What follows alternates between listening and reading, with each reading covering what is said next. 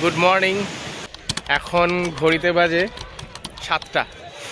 আবার সেই এই সমুদ্রের ধারে চলে এসেছি। এখানে প্রচুর নৌকো রয়েছে, প্রচুর মাছ নিয়ে আসছে, মাছ বিক্রি করছে। মাছের প্রচণ্ড উল্টোপাল্টা দাম বলে, ঠিক আছে, কোনো মিনিংলেস দাম বলে। যাই হোক, বাট একদম টাটকা টাটকা মাছ। আজকেও ভাবছি দুপুরে আমরা রান্না করিয়ে খাবো।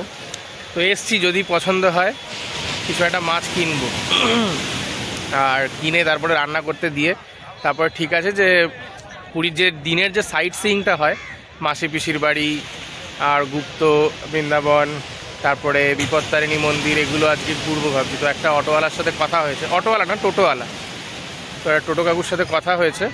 তো 800 টাকা করে চাইছিল যে একদিনে সব ঘোরাবে।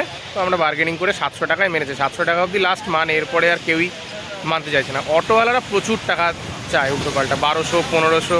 তো এদের সাথে কি বার্গেনিং করবে, এত টাকা চায়।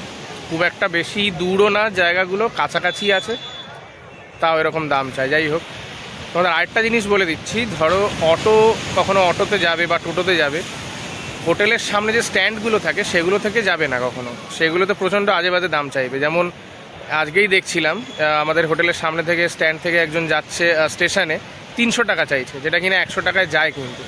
তো ওখান থেকে ওরমভাবে অটো না ধরে একটু রাস্তায় বেরিয়ে, মানে স্বর্গদ্বার বিচের যে মেন রোডটায় বেরিয়ে একটু হাঁটতে থাকবে, দেখবে অনেক টোটো, রানিং টোটো থাকে বা রানিং অটো থাকে, তাদের সাথে যাবে, ঠিকঠাক দামে যাবে। আবার স্ট্যান্ডের সামনে থেকে যদি তুমি অন্য টোটো বা অটোতে যেতে যাও, তাহলে আবার স্ট্যান্ডের লোকেরা খুব ঝামেলা করে, যেতে দেবে না কিন্তু। তো তোমাকে একটু বেরিয়ে এসে, যেখানে স্ট্যান্ড থাকে না সেই জায়গাগুলো একটু হেঁটে হেঁটে গেলেই তুমি অনেক রানিং টোটো বা অটো পাবে। সেখান থেকে তুমি যা কিছু বুক করতে পারো, বা কোথাও যাওয়ার হলে, মন্দির যাওয়ার হলে মন্দির যেতে পারো। 100 টাকা মিনিমাম নেয়। খুব কপাল ভালো থাকলে বার্গেনিং করে 80 টাকা নিতে পারে, এর থেকে কম করে না এরা, ঠিক আছে। আর বাকি যদি স্ট্যান্ডের থেকে চাও, ওরাও প্রচণ্ড উল্টোপাল্টা দাম চায়, 150 টাকা, 180, 200 এরম দাম চায়। মাছ কেনার ভিড়টা জাস্ট দেখো। ওই দিকে কিন্তু খালি আছে, ওই দিকটা হচ্ছে স্বর্গদ্বার বিচের দিকটা। একটু যদি এগিয়ে আসো, লাইট হাউসের দিকে একটু এগিয়ে আসলে এইখানে কিন্তু সব মাছ নৌকাগুলো দাঁড়িয়ে থাকে, মাছ নিয়ে আসে। আর এখানে ভিড়টা দেখো মাছ কেনার। মাছ বিক্রি হয়ে যায় কিন্তু খুব একটা সময় লাগে না। অনেকেই আছে এখানে, অনেক বড় ফ্যামিলি নিয়ে আসে, তারা 1 কিলো 1.5 কিলো এরকম মাছ নিয়ে চলে যায়। একটা করে নৌকা আসে আর এরকম ভিড় হয়ে যায়। ওই দেখো একটা নৌকা আসছে এখনই, এই সামনে যে ছোট নৌকাটা, এটা কিন্তু আসছে, মাছ নিয়েই আসছে। এটা আসলেই আবার ভিড় হয়ে যাবে। আর এই যে হচ্ছে ওই যে লাইট হাউস, ওই লাইট হাউস। এবার এই দিকটা দিয়ে যেতে গেলে মোটামুটি আস্তে আস্তে বিচটা খালি থাকে, খুব একটা ভিড় থাকে না। মেন ভিড় হচ্ছে এখন এই জায়গাটা। ভাইবসটা কিন্তু অন্যরকম।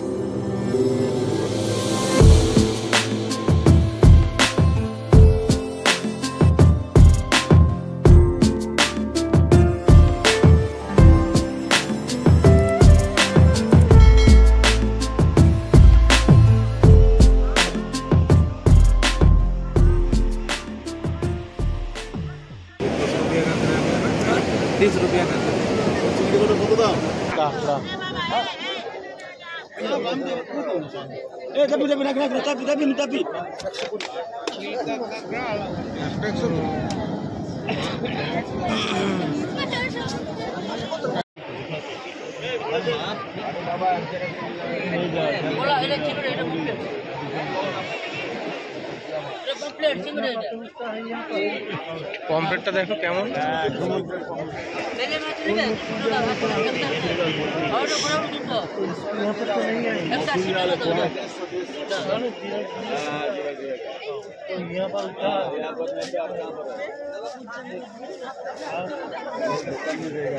চিংড়িটা কত দেবে? চিংড়ি দুটো নিয়ে যাও। কত? 100। উল্টো পাল্টা দাম। 80 টাকা দাম। 80 টাকা 80 টাকা। আমরা এই কটা ভোলা এই 100 টাকা দিয়ে নিলাম। তোমার এরকম থোক থোক ধরে না, এরকম রাখা থাকে নৌকার মধ্যে। তো 150 টাকা চায়, 200 টাকা চায়। দামাদামি করে 100 টাকায় বলেছি, তো দিয়েছে। আর এখানে এনারা এরকম পিছনেই বসে থাকে, এরকম লাইন দিয়ে দেখো বসে আছে। তো এদের কাছে কাটিয়ে নিতে হবে, 10 টাকা 20 টাকা এরকম করে নেয়।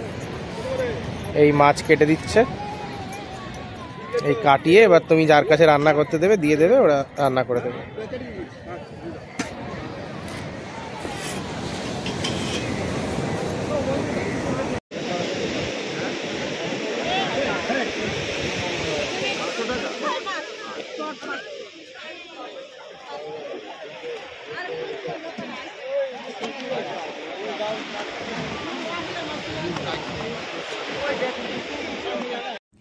আমাদের এই হোটেলটা সিলেক্ট করার পিছনে আরও একটা প্রধান কারণ হলো হোটেলের সামনের এই রোডটা। এখানে আমিষ নিরামিষ সব ধরনের খাবারেরই দোকান আছে।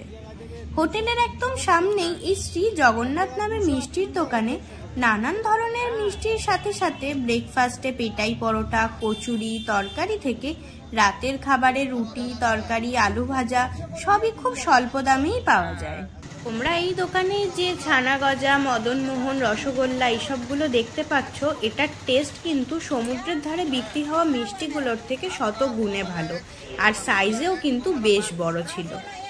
এই দোকান থেকেই পেটাই পরোটা খেয়ে আমরা বেরিয়ে পড়ি পুরী শহরটা ঘুরে দেখতে। আমরা এখন বেরিয়ে পড়েছি পুরীর যে সাইট সিইংটা হয় সেটা করতে।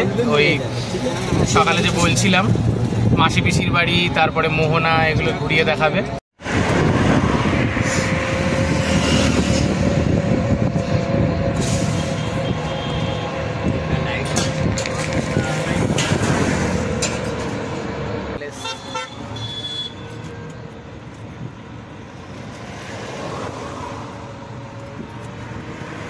আমরা পৌঁছে গেছি আমাদের প্রথম গন্তব্যস্থল বিপত্তারিণী চণ্ডীবাড়ি।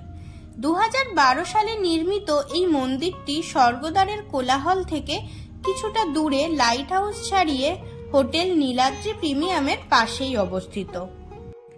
শান্ত নিরিবিলি পরিবেশে অবস্থিত এই মন্দির লাগোয়া একটি ভক্ত নিবাসও রয়েছে, যেখানে একদম কম খরচে সি ভিউ রুমে থাকা খাওয়ার সুবন্দোবস্ত আছে। এই মন্দিরে মা বিপত্তারিণীর সাথে সাথে জগন্নাথ দেবও পূজিত হন।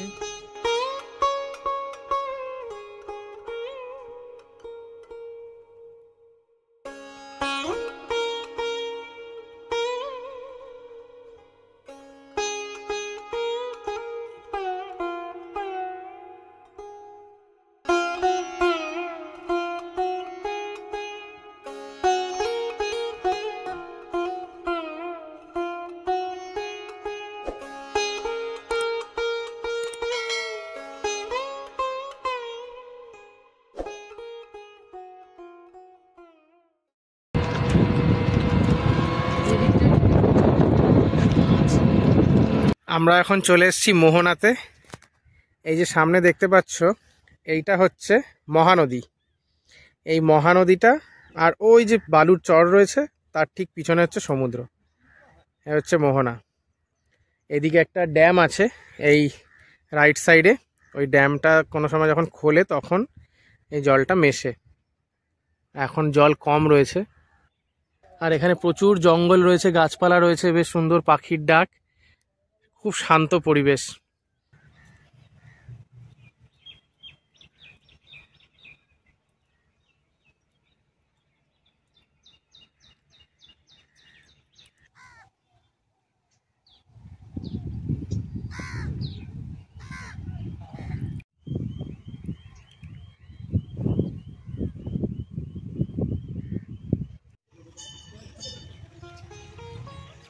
আমাদের এর পরের গন্তব্যস্থল ছিল শ্রী শ্রী ওঙ্কারেশ্বর মন্দির। এই মন্দিরটি জগন্নাথ মন্দির থেকে 5 কিমি দূরে ধৌরিয়া নদীর তীরে অবস্থিত। এখানে ভগবান শিব ওঙ্কারেশ্বর রূপে পূজিত হন। এখানের প্রধান আকর্ষণ একটি হলের মধ্যে 108টি জ্যোতির্লিঙ্গ।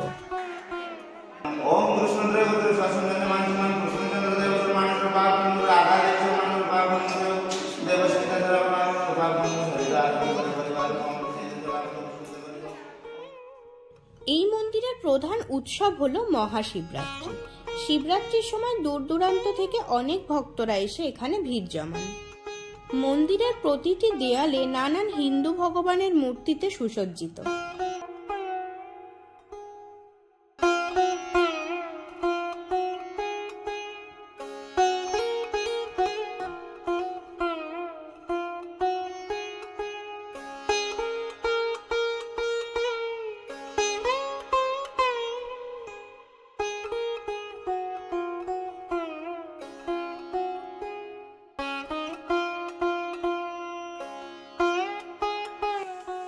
পাশেই একটি গোশালা আছে, যেখানে কিছু টাকা দান করে বিচুলি কিনে গোসেবাও করা যায়।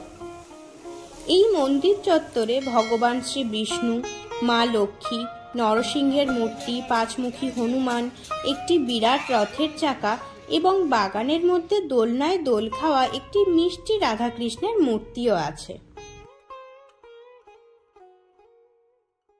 এরপরে আমরা পৌঁছে যাই গুপ্ত বৃন্দাবন। গুপ্ত বৃন্দাবন নামে প্রচলিত গৌড় বিহার আশ্রমটি পুরীর সমুদ্র সৈকত থেকে কিছুটা দূরে অবস্থিত।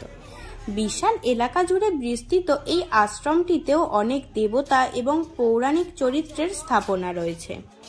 আশ্রমটির প্রবেশ মূল্য 10 টাকা।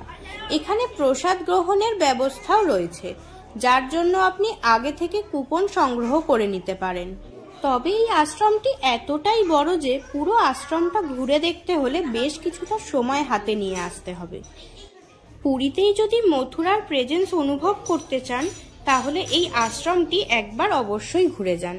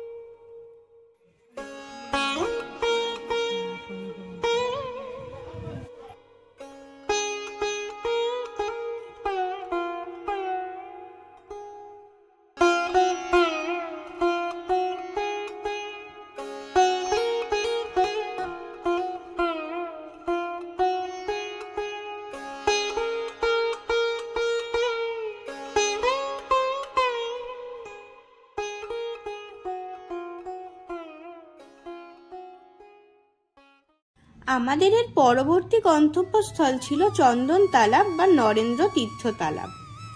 ভগবান জগন্নাথ দেবের চন্দন যাত্রার সময় পুরীর মন্দিরের প্রধান ভগবানের প্রতিনিধি মূর্তিকে পূজিত করে। তাদেরকেই এই পুকুরে নৌকার মাধ্যমে ঘোরানো হয়। এই উৎসব দীর্ঘ 42 দিন ধরে চলে। প্রথম 21 দিন বাহির চন্দন উৎসব ও পরবর্তী 21 দিন ভিতর চন্দন উৎসব পালিত হয়। কথিত আছে বৈশাখ জ্যৈষ্ঠ মাসের অত্যাধিক গরম থেকে রেহাই পাওয়ার জন্য ভগবান জগন্নাথ দেবকে চন্দনের প্রলেপ লাগানো হয়। এরপরে আমরা পৌঁছে যাই জগন্নাথ দেবের মাসির বাড়ি অর্থাৎ শ্রী গুন্ডিচা টেম্পেলে। কথিত আছে রথযাত্রার সময় জগন্নাথ দেব বলরাম ও সুভদ্রার সাথে এখানেই এসে 7 দিন থাকেন ও উল্টো রথে পুরী ফিরে যান। মন্দিরের ভিতরে কাজ হওয়ার দরুন ভিতরে প্রবেশ নিষিদ্ধ ছিল। এরপর সোনার গৌরাঙ্গ দেখে আমাদের পুরী সাইট সিইং সম্পূর্ণ হলো। দুপুরবেলা ঘরে ফিরে ভোলা মাছের ঝোল দিয়ে পেট পুজো করে বেরিয়ে পড়ি পুরী মার্কেটটা ঘুরে দেখতে।